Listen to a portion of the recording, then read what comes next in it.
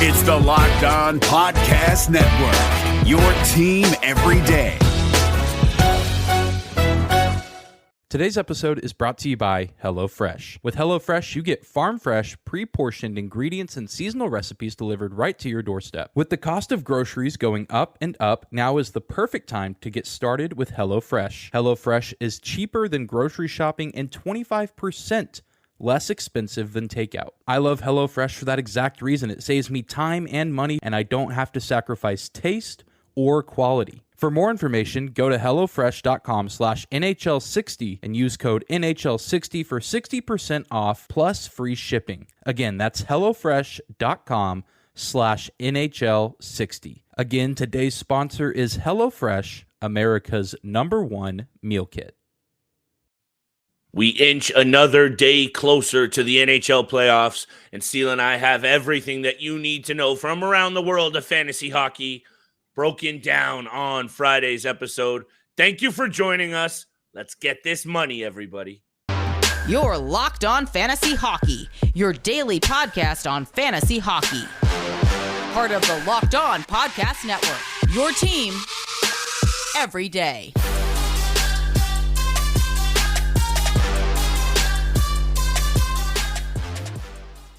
Welcome back inside the lab. That is the Locked On Fantasy Hockey Podcast, Friday edition. Thank you for making us your first listen every single day. You are joined by your co-host, Mr. Steele Roden, and your boy, Big Flip Livingstone. Thank you for holding us down all season long. I keyed it up off the top, the playoffs. Steele, we can't wait. You're tweeting about it. I'm foaming at the mouth. These playoffs are set to be one of the best that I think we've seen in a long time. We've alluded to that over the last couple of weeks. And before we get there, we got some big injury news out of the reigning champs, the Colorado Avalanche. We're going to talk about those implications. And Steele and I think you and I, we've talked a lot about some of these sneaky good seasons, some of the more impressive performances fantasy-wise. You also need to know some of those more disappointing ones, because maybe that's going to affect their draft stock next year, Steele, or maybe potentially more importantly, you can pounce on these guys while they're having a little bit of an off season. Next year could be back to beast mode. So we're going to talk some about the biggest disappointments fantasy-wise. But let me throw it over to you for Cale Makar out probably the rest of the quote-unquote season. We don't know about playoffs. What do you think about what's unfolding with the Colorado Avalanche, who just seem to not get healthy or lucky at all with this injury news? Yeah, it's been happening all season long. Again, one of those teams that has struggled with injuries all year long, but have somehow come out on the other side in an okay position right now. Obviously, at the top of the Central Division, you look at some of the other teams that have dealt with injuries all season long. Nashville being one of the most recent ones, Columbus being one of them as well. A couple of those other teams in the Eastern Conference, but Colorado has been in that same category of struggling with injuries to key players like Cale Makar, like Nathan MacKinnon, like Gabriel Landeskog, who hasn't even touched the ice all regular season. But they've still found a way to dig deep, rely on other guys like Alexander Georgiev, the new goaltender in the blue paint for them. Losing Nazem Kadri was very tough as well to the Calgary Flames in the offseason, and JT Compher stepped in and filled in that role. So they've depended and gotten a lot of help from those depth players that have been with the team for long, and new players as well. So they've gotten out on the other side. Again, this is a very tough injury news to come out at this time in the season. So hopefully he's not too banged up and he's able to go for the postseason. But even then, they're still one of the top competitors in the league. And if they have to go without Cale Makar, hopefully they don't. But if they do, I don't think it's going to be any issue whatsoever, because you've still got two absolute juggernauts in Nathan MacKinnon and Mikko Rantanen, Valerian Nichushkin, Arturi Lehkonen. The list goes on, and you've said it yourself at how great Georgiev has played. They can rely on him in the playoffs. Yes.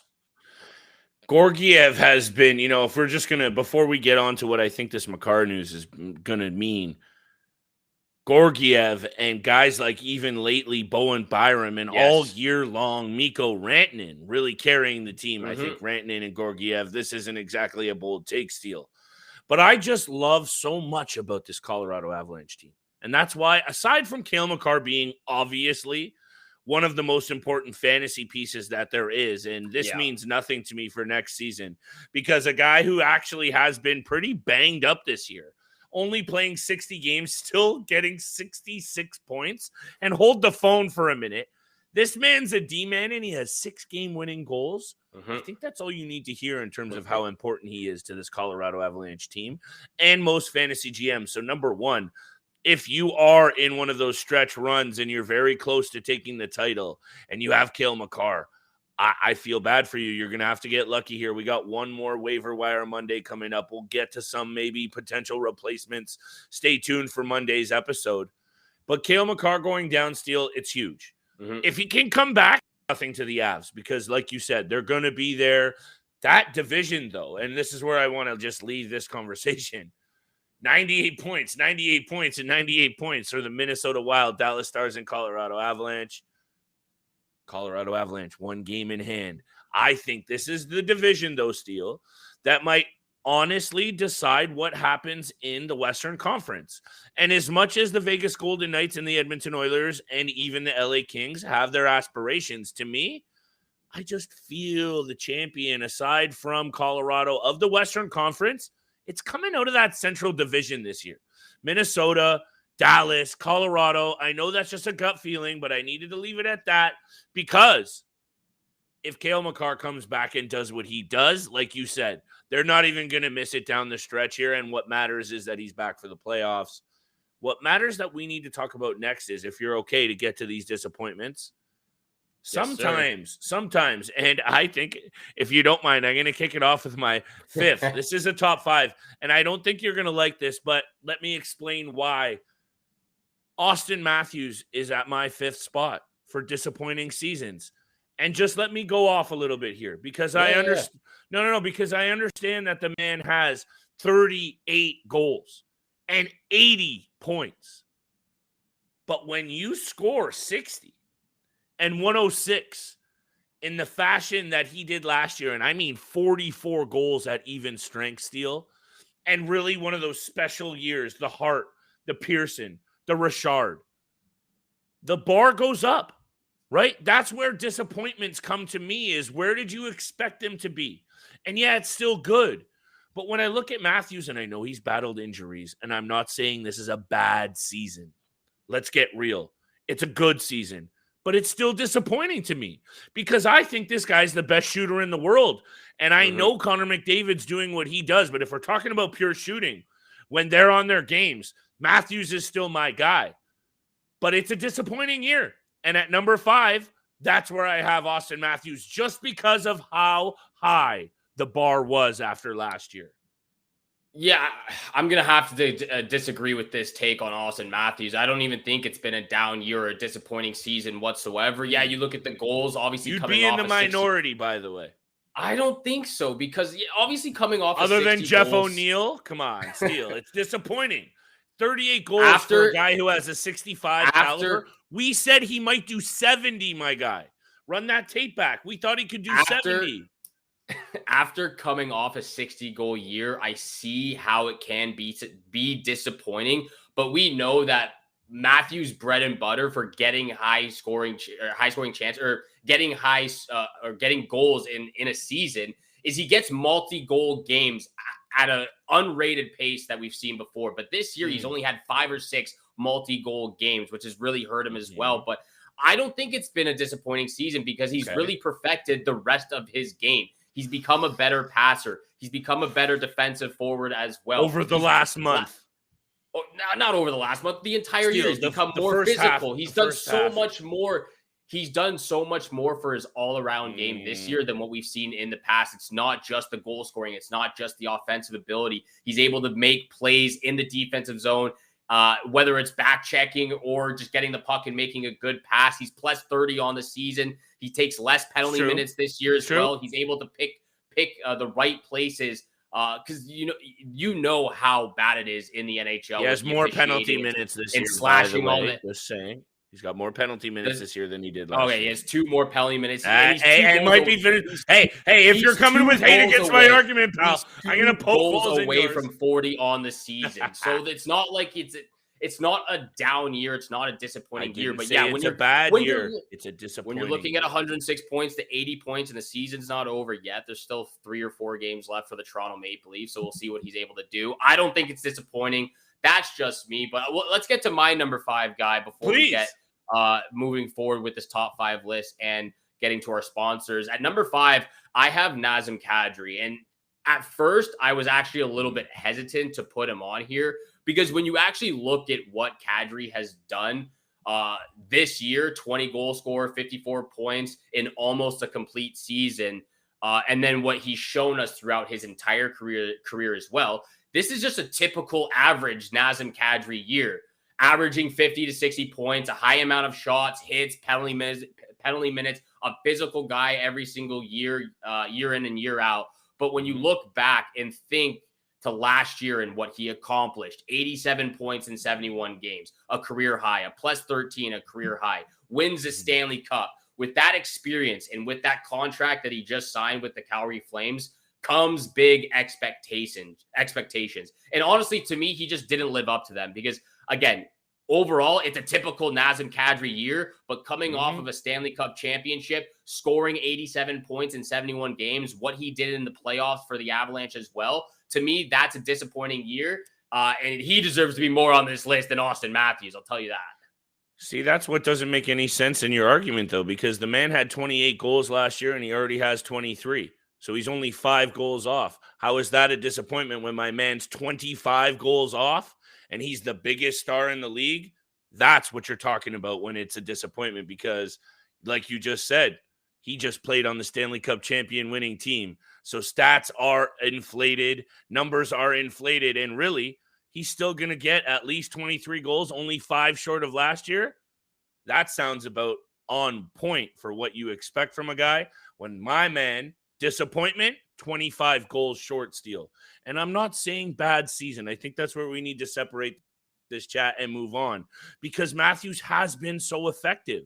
And that's the difference maybe where I might agree with you because Nazem has not. Matthews has been. So that's just, again, a subjective list. I had to throw him on here because I knew this is where we were going to go, baby. And look at where we're at. Almost 13 minutes. I hope the listeners have liked this one. Let's get to the rest of this list. No bets, though. Happy Easter to everybody celebrating. We got nothing on the bet docket, but we might have a few more arguments coming up, Steele. And I like this, though, because this is good fantasy hockey content. And realistically, Nazem Kadri, also a disappointment. Yeah, no, Nazem Kadri had. I still don't agree with the Auston Matthews take because he's still one of the best fantasy players this season. And it's so hard to score in the NHL. He could, but Steele, this is what I'm saying. He could be, but he can still be a disappointment. They're not mutually exclusive here. He can still be good and be a disappointment. Like when you that doesn't make any. You cannot be good and why not? Because that doesn't make any sense. Did you not remember what I said though? When the bar is that high, of course you can. 70 goals is what we expected. Did you not expect potentially 70 goals? Stop right there. You and I both said 70 goals is realistic this year for Matthews, and he doesn't even touch 40. That's a 30 goal discrepancy, Steele. That's called disappointing, and that's all I have to say.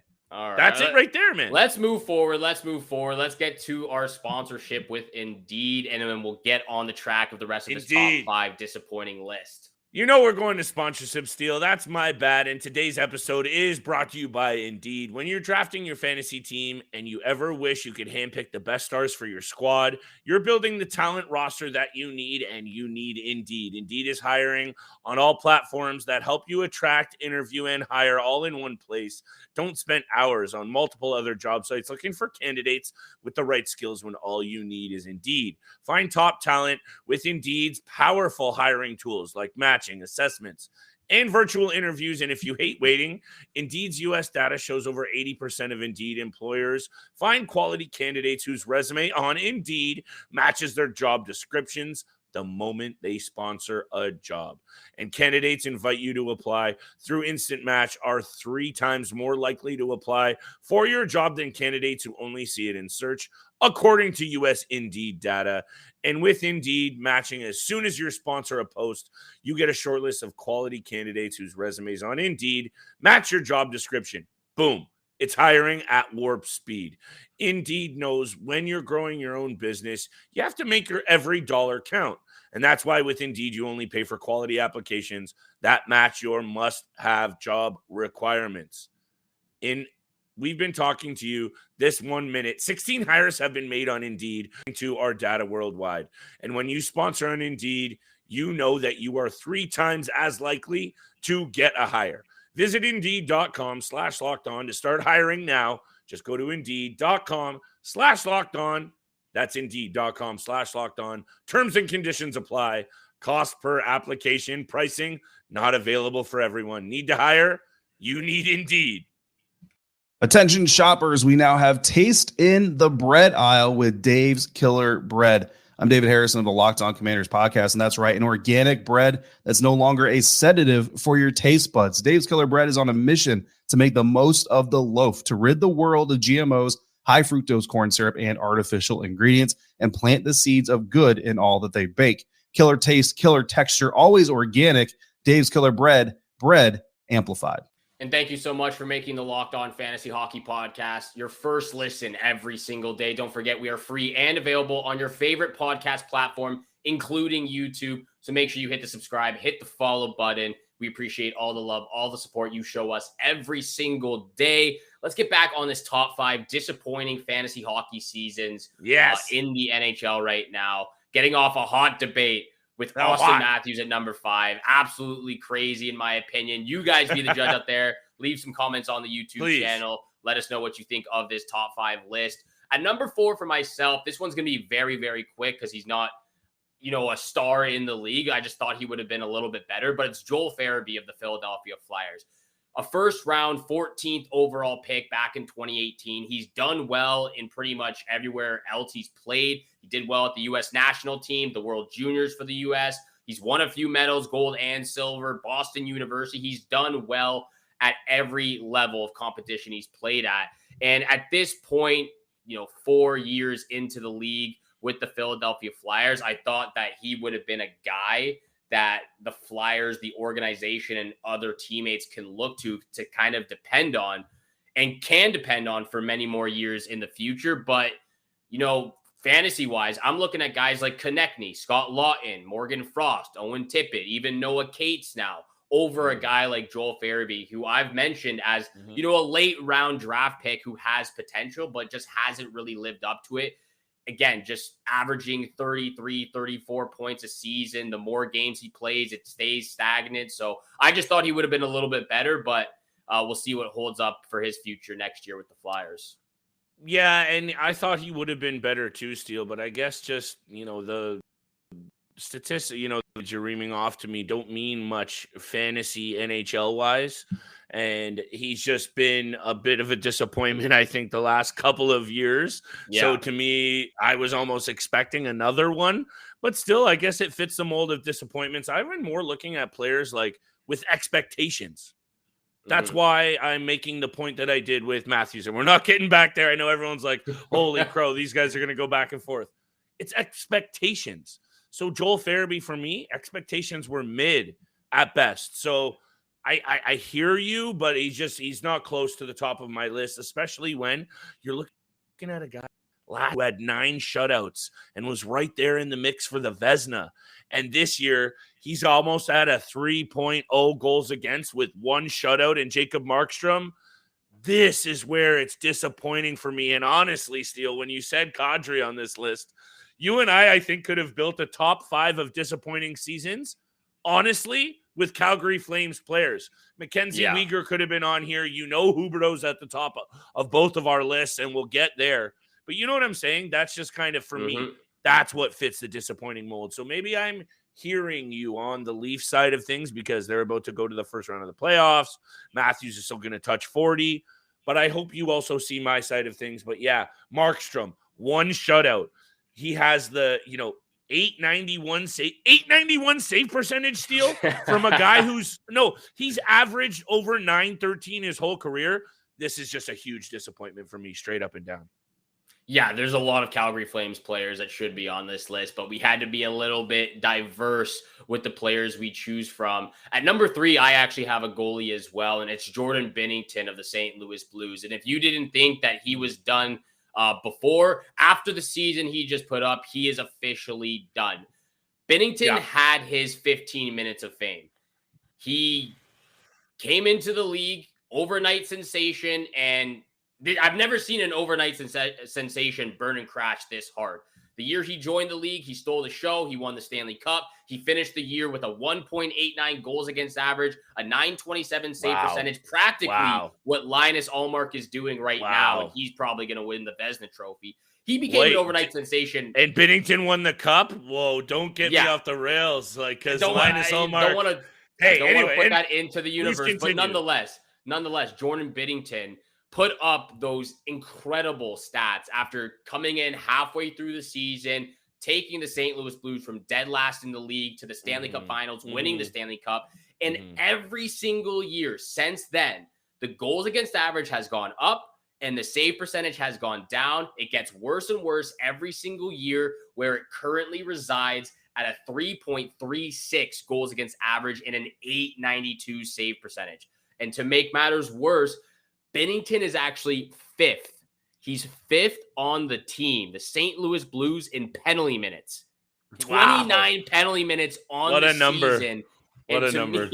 To me, the Blues made a horrible choice in trading away Ville Husso instead of Jordan Binnington. Obviously, good point. Salary cap, $6 million contract. You got to deal with that. But the Blues possibly could have been a very different team if they had Husso instead of Binnington. But what can you do at this point? Nonetheless, I have first single-handedly been let down by Jordan Binnington this season, fantasy-wise. Never again am I drafting Jordan Binnington. He is a waste of a draft pick. Do not draft him. You just summarized that very nicely, my friend. And as much as because you got me all fired up about my Matthews situation, I want to poke holes in all of your players, but I'm with you. And maybe it's like we saw this one coming a little bit because he's been coming unglued at the seams, last postseasons, shenanigans with the water bottle throwing and whatnot. But at the end of the day, it's just disappointing. And he was probably, those magazines we like to buy, Steele, at the top of the season. He was still in that top 10 echelon of goalies or right amongst them. And I would say stay away with him with a 10-foot pole. We're going to get to, I got 3 guys left, Steele, 2 D-men actually. And I think the obvious number 1 disappointment on the season. And we need to leave that one very short. So why don't you bring us back from break and I'll hit you with my 3 and 2 guy. This episode is also brought to you by our friends at FanDuel. The NBA playoffs are almost here, and now is the perfect time to download FanDuel, America's #1 sportsbook, because new customers get a no-sweat first bet up to $1,000. That's bonus bets back if your first bet doesn't win. Just download the FanDuel Sportsbook app. It's safe, it's secure, and it is super easy to use. Flip and I use it every single day. Then you can bet on almost everything from the money line to point scorers, even threes drained. Plus, FanDuel even lets you combine your bets for a chance at a bigger payout with a same game parlay. You know I love doing the same game parlays. Only 3, maybe 4 maximum. Don't want to go any more than that. So don't miss the chance to get your no-sweat first bet up to $1,000 in bonus bets when you go to FanDuel.com/lockedon. That's FanDuel.com/lockedon to learn more. Make every moment more with FanDuel, an official sports betting partner of the NBA. And thank you so much for making the Locked On Fantasy Hockey Podcast your first listen every single day. Don't forget, we are free. We are available on your favorite podcast platform. So hit the subscribe, hit the follow button. We appreciate all the support every single day. Flip, take us away with your number 3 most disappointing player this NHL season. Today's episode is brought to you by HelloFresh. With HelloFresh, you get farm-fresh, pre-portioned ingredients and seasonal recipes delivered right to your doorstep. With the cost of groceries going up and up, now is the perfect time to get started with HelloFresh. HelloFresh is cheaper than grocery shopping and 25% less expensive than takeout. I love HelloFresh for that exact reason. It saves me time and money, and I don't have to sacrifice taste or quality. For more information, go to HelloFresh.com/NHL60 and use code NHL60 for 60% off plus free shipping. Again, that's HelloFresh.com/NHL60. Again, today's sponsor is HelloFresh, America's #1 meal kit. And again, I think I explained the preamble to you at the start of the episode, which maybe we got a little bit away from when you and I got heated with that Matthews debate. By the way, the more that I think about it, the more that I love it. And I hope our listeners love it too. And hit us with those comments, though. We need to know, what do you guys think? We're here for y'all. So hit us with that feedback. DMs are open. Shout out to everyone always hitting us in the DMs. Aaron Ekblad for me, Steele, after what I saw from him last year. And I think this is a player a little bit that you and I talked about. And the injury caveats come into play here. So maybe this was a guy because injuries have happened. It's a little bit unfair to put him on this list, perhaps. But when I see him at his top, I expect so much from this player, Steele. And you and I are hockey guys. You've played, I've played. Not anything elite. But to me, Aaron Ekblad checks all the boxes. Fantasy or just on the ice. And last year, 15 goals, 42 assists. 57 points, plus 38. And this year, he's at minus 13. So just to start there. And I know he went off the rails a little bit with injury, but he got the real full run out here at the second half of the season and most of the year. So for me, 67 games and only 35 points. When I expect him to be 45 plus, and he proved it last year, maybe this is one of those ones that could be off the list. But when you finish, top 5 in the Norris last year, and then you come back at minus 13 and only 35 points, to me, that's really disappointing because I was expecting a lot more from Aaron Ekblad this year, and I believe you were too when you drafted him. Yeah, I knew our top guys would be almost the same or the same. I also have Aaron Ekblad. He's the number 2 disappointing player on my list as well. I almost had Victor Hedman on this list as well, but I decided not to because Victor Hedman, to interject, is at number 2 for me. So there you go. That's fair enough. So he was going to be on the list, but he's not on the list. I ended up going with Aaron Ekblad, and honestly, his all-around game this year has been pretty atrocious. 35 points on the year, which is 22 points less than last year. Like you said, minus 13. Which is the second worst in his career as well. Ouch. You look at the peripheral stats. The peripheral stats are actually up. He's shooting more. He's blocking more. He's hitting more. But unless you actually execute the major categories where you collect all your fantasy points, the peripheral stats don't really matter. That's why a lot of those guys are on the waiver wire because, the peripheral stats are good, but they don't get any goals. They don't get any assists, and they get no power play time. And Ekblad he's had the opportunity, but he just hasn't lived up to those expectations. And like you said, I took Ekblad way too early. I didn't agree with you then, but I do agree with you now. I took him too early in our fantasy draft. He was a huge disappointment all season long. And if it wasn't for Brandon Montour and Matthew Tkachuk leading the way, I don't even think the Panthers would be close to a playoff spot right now because the Panthers have been disappointing. So if Tkachuk doesn't go off for another 100-point season and Montour doesn't fill in the shoes or fill in the skates for Ekblad, then it's going to be a disappointing season for the Panthers, who are still battling for that second wildcard spot. And the fact that they've had to rely on Alex Leon or Lyon, whatever you call this kid. And he has been playing well, but the fact that you have to basically rely on a third stringer still to get in there. What do the Boston Bruins do with these Florida Panthers if they cruise into them at the first round? It's going to be a quick dismantling. I'm going to say 4. You and I are going to get to these predictions, and I'm so excited.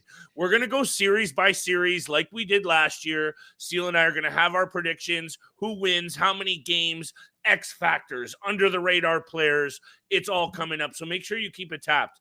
But seriously, if it is the Panthers that squeak in their Steele, because I'm with you, I'd actually rather see Sid. You mentioned Ovechkin out, Sid out. That would be sad. Anyway, Florida Panthers, I'm with you. All of those takes very quickly. Former Florida Panther. And I said I had Hedman at 2. And the reason why I had Hedman at 2 is because he has half as many points as he did last year. Yeah. He also is only at plus 12. That's half as good as last year. Penalty minutes are down. And what's honestly most indicative of me seeing him have a bad year, and I know that's not a fantasy number directly, takeaway giveaways Last year, he was even. This year, he's giving the puck away at almost a 2-to-1 rate, Steele. Wow. That means a defenseman is not playing his game. That's it. So he was at number 2 to me, but I know he still brings the value in a lot of leagues. Like maybe he wasn't as big of a disappointment. So I understand why he didn't make your list. And let's wrap this show up with, by far, the biggest disappointment of the year in Jonathan Huberdeau. Take it away, my friend. Well, I've got all my notes listed out here. It's got to be, right? It's got to be. There's a lot to talk about, but he hasn't had a season this bad since 2013, which was the second year in the NHL. 54 points in 76 games compared to 115 points last year.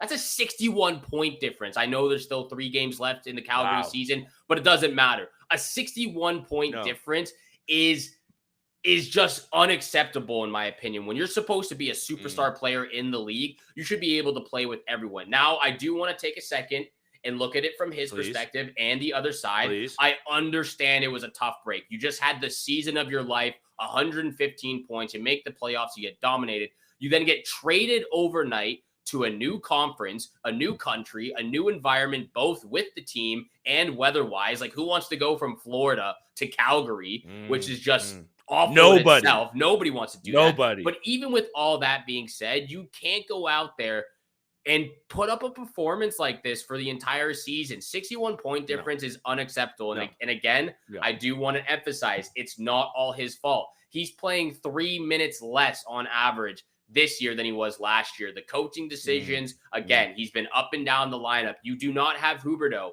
ever on the 4th or 3rd line, but he has been at some points this year. But again, I want to say this. Great players should be able to play with anyone and still produce. Because you look at Matthew Tkachuk, he's in a new environment as well. He put up his second 100-point season again. Country. Even all the same thing. Even Johnny Gaudreau, he might not be close to 150 points that he had last year. I hear you. But he still has 71 points in 75 games. That's still great. Yeah, so hear you. To me, great players need to be able to play with anybody, and it just doesn't seem like Huberdeau fits in really well with Calgary right now. And I would say this, Steele. You mentioned how he was run out on the 4th line, and maybe that might not have all to do with, his fault.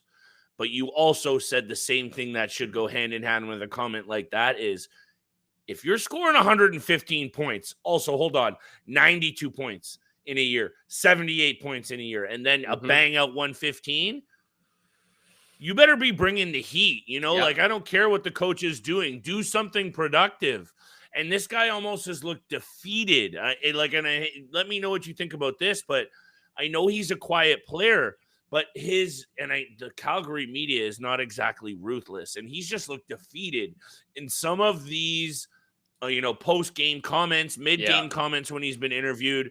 It doesn't smell right with this situation with Huberdeau. And honestly, Steele, if next season doesn't go to plan for the first half, I see Huberdeau on the move. It could be Huberdeau to me. It could be Huberdeau. It could be Mackenzie Weegar, because I've known there's been some circulation with Weegar's name as well. And that's the scary thing, because they both just signed massive contracts, extensions with the Calgary and that looked good. I think we both like those deals. Dude, with Tree Living, what he was able to accomplish with that trade, getting Mackenzie Weegar and Jonathan Huberdeau for Matthew Tkachuk, he knew that was going to happen. So it was an absolute great trade. Again, I said this the other day in our last episode. On paper, the Calgary Flames are a playoff team. It just hasn't panned out. There's just the chemistry is not the same like it was back in Florida for Huberdeau and Mackenzie Weegar. So again, I could see either one of them, not both, but either one of them being moved if things don't pan out next year. And let me just maybe wrap it up with this. And I don't think you and I have ever discussed this, but shout out to Bill Zito, the GM and operations manager for the Florida Panthers. Straight up, like maybe he was on to something, getting rid of Huberdeau, sell high. You and I I know, it's easy to say now, but they knew something was up there. And the sell high situation, I know it's back, vision is 2020, rear view vision is 2020. But anyway, this is just one of those situations that you and I, as fantasy and hockey heads, we had to talk about coming on to today's episode as disappointments. And I think and I hope our listeners agree, watchers agree, this has been one of my favorite episodes with you and I, pal. And by the way, coming up on our 2nd year anniversary of the playoffs. Almost, yes. Started off very strong, but came back together as a whole at the end of the episode. But look, we knew Jonathan Huberdeau. Everyone has Jonathan Huberdeau at the number one position. I didn't even have the tab up. That's number one. he's just automatically in that number one He's spot. on there. Thank you so much for making the Locked On Fantasy Hockey Podcast your first listen every single day. Make sure your second listen is game to game. Every moment, every performance, every result. Locked On Game to Game covers every game from across the NHL with local analysis that only Locked On hosts can deliver. Thank you again so much for tuning in for today's episode with Flip and I. Have a great day. No bets. Maybe check out the Masters that is happening over this weekend as well. Maybe play some bets on wink, wink, Jordan Spieth. He's never lost on Easter weekend over the last 3 years. Place your bets. Good luck. Enjoy your weekend, and we shall see you back here again on Monday. Peace out. Matthews, disappointment. Hey, Prime members, you can listen to this Locked On podcast ad-free on Amazon Music. Download the Amazon Music app today.